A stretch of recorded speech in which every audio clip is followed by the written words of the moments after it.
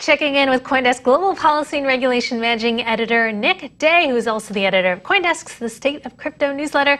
Hey there, Nick. So Treasury Secretary Janet Yellen had a meeting, I believe it wasn't open to the public yesterday, about stablecoins. Do we have any insights onto what may have happened?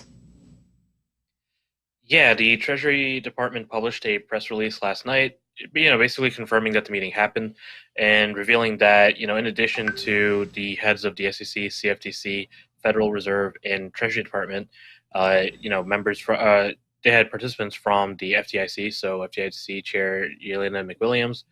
They had, Fed Vice Chair Randall Quarles. They had Acting Comptroller Michael Hsu. So it was a wider group than we initially thought. But for the most part, the release didn't really add a lot to what they originally announced on Friday. The big thing still seems to be that they will publish recommendations for how to regulate stablecoins, and it remains to be seen just what that will look like. Whether that's going to be focused on congressional action or rulemaking from the agencies themselves. But either way, the big focus seems to be that this is coming. This is going to happen. Presumably within by the end of 2021, even maybe. Nick, if you had to guess, what's the low-hanging fruit? Like, what kind of stablecoin regulation are we likely to see first?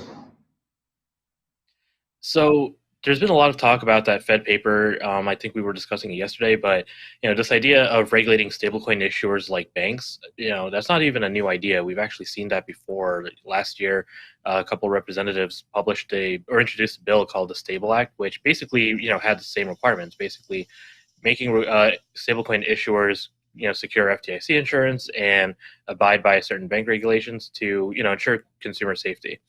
So that seems to be one of the big ideas that maybe we're seeing a little bit more discussion of right now.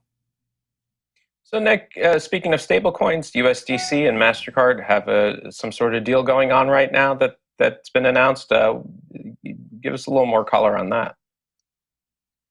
Yeah, so it looks like Mastercard is working with USDC Circle as well as Paxos and Evolve Trust and Bank and Trust to basically try and help merchants accept crypto.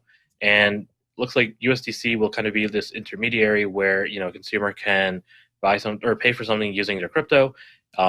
Merchant cannot settle on Mastercard's network using crypto, so Circle will convert to fiat.